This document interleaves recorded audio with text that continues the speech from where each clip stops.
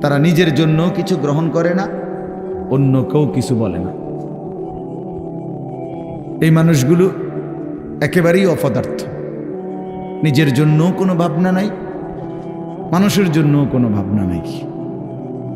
নিজের ভালোটাও বোঝে না, অন্যের কল্যাণও বোঝে না। এটা গুরুত্বপূর্ণ একটা কথা যে এমন না হওয়া।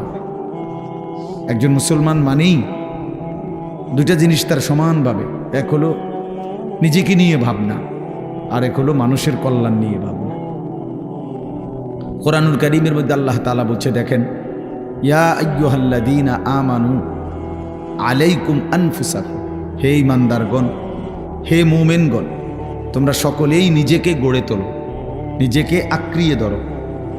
অর্থ হলো নিজেকে সাজিয়ে তোলো, গড়ে তোলো। তোমার জিন্দিগি, তোমার জীবন, প্রতিটা নড়াচড়া যেন কবর, আখেরাত, পরকালের উপযোগী হয়, এরকমভাবে গড়ে তোলো। তাহলে নিজের ফিকির করতে বলছে। আবার কোরআনুল কারীমের মধ্যে বলছে আল্লাহ, কুনতুম খায়রা উম্মাতিন